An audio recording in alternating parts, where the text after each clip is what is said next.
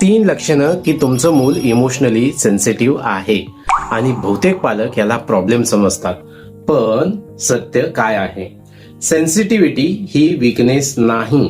अनेक पालक मला म्हणतात की माझं मूल जे आहे खूप भावनिक आहे, लहान लहान गोष्टींच्या वरती रडतं, खूपच रिॲक्ट करतं. पण थांबा, हे प्रॉब्लेम अजिबात नाही. सायकोलॉजी या ठिकाणी काय सांगते?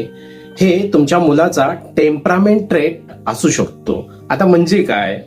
तर काही मुलं जी असतात ती नॅचरली जास्त सेन्सिटिव्हिटी मध्ये असतात, म्हणजे त्यांना इमोशन जास्त समजतात आणि त्यांना ज्या गोष्टी देखील असतात त्या जास्त फील देखील होत असतात.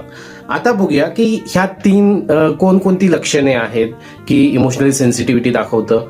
पहिलं जे लक्षण आहे की लहान लहान गोष्टींच्या वरती रिॲक्शन जास्त येतं. थोडं कोणी काहीतरी बोललं तर लगेच दुखावतात. आता पालक या ठिकाणी काय म्हणतात, इतकं काय मनाला लावून घेतोस? पण खरं काय आहे ह्याच्या पाठीमागे?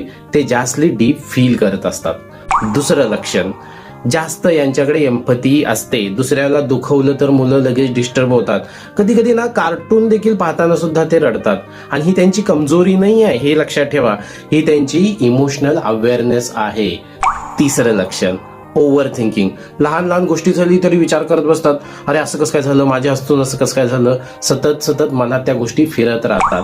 हे मूल पटकन डिस्ट्रॅक्ट होत नाही, कारण ते इंटरनली प्रोसेसिंग करत असतात की कसं चालू आहे, काय चालू आहे, कोणीतरी दुखवलं का, असं त्यांच्यामध्ये चालू असतं.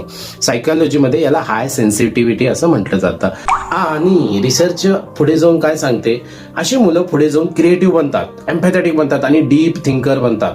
मग प्रॉब्लेम केव्हा कुठे येतो आणि कसा येतो?